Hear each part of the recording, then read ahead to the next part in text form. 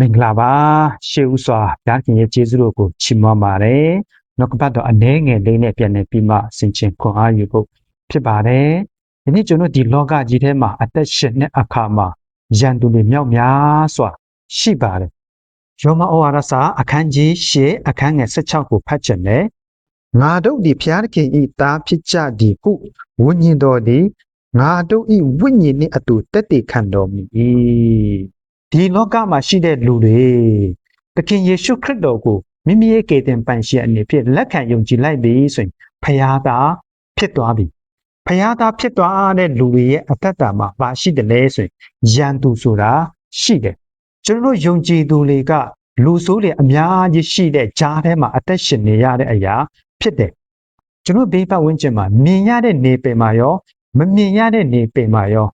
လူဆိုးတွေအများကြီးရှိတယ်အဲ့ဒီလူဆိုးတွေအများကြီးရှိတဲ့အထဲမှာဖယားသားဖြစ်တဲ့ကျွန်တော်တို့ကအသက်ရှင်နေရတာဖြစ်တယ်။ဆိုလူဆိုးရှိရင်ဘာရှိမလဲဆိုရင်လူဆိုးရှိရင်လူဆိုးခေါင်းဆောင်ရှိမယ်။ဒါဆိုလူဆိုးကဘာတူလဲဆိုလူဆိုးကနတ်ဆိုးလေဖြစ်တယ်။လူဆိုးခေါင်းဆောင်ကဘာတူလဲဆိုရင်စာတန်ဖြစ်တယ်။ရှင်ပေတရုကကျွန်တော်ယုံကြည်သူတွေကိုတတိပေးထားတဲ့အရာရှိပါတယ်။တမာတတိရှိလျက်မအိပ်ပဲစောင့်နေကြလော့တင်တို့ဤရန်သူတီးဟူသော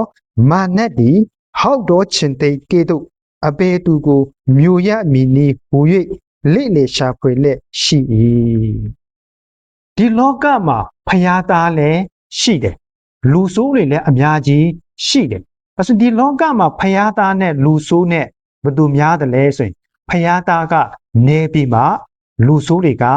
များပါတယ်လူဆိုးရဲ့သားသမီးတွေလည်းများပါတယ်ဒီလိုလူဆိုးလေအများကြီးပတ်လေဝိုင်းထားတဲ့အထဲမှာမှဖယားသားဖြစ်တဲ့တင်းနဲ့အကျွန်ုပ်ကအသက်ရှင်နေရတာဖြစ်တယ်။အဲဒါကြောင့်ရှင်ပေတရုကပြောတယ်တမာတတိရှိပါတဲ့။ဘာကြောင့်လဲလူဆိုးတွေကကျွန်တော်ကအမြဲတမ်းချောင်းမြောင်းနေတယ်။လူဆိုးရဲ့ခေါင်းဆောင်ဖြစ်တဲ့စာတန်ကကျွန်တော်ကအမြဲတမ်းချောင်းမြောင်းနေတယ်။ကျွန်တော်ဘေးပတ်ဝန်းကျင်တွေမှာလူဆိုးခေါင်းဆောင်တွေအမြဲတမ်းချောင်းမြောင်းနေတဲ့အတွက်ကြောင့်ကျွန်တော်ရဲ့အသက်တာမှာအစယေရှုခရစ်တော်ကိုလက်ခံယုံကြည်တဲ့ယုံကြည်သူတွေအရောက်တိုင်းအတ္တမှာဘာရှိဖို့လိုအပ်တယ်လဲဆိုရင်တမာတတိရှိဖို့လိုအပ်တယ်တမာတတိမရှိဘူးဆိုရင်လူဆိုးရဲ့ဖန်ဆီးခြင်းလူဆိုးရဲ့လက်ကွက်လူဆိုးရဲ့နှိပ်စက်ခြင်းလူဆိုးရဲ့ဖျားယောင်းခြင်းထဲမှာပါသွားပြီးမှကျွန်တော်အတ္တကကြရှုံသွားနေတယ်ဒါကြောင့်အရောက်တိုင်းအတ္တမှာဘာလိုအပ်တယ်လဲဆိုရင်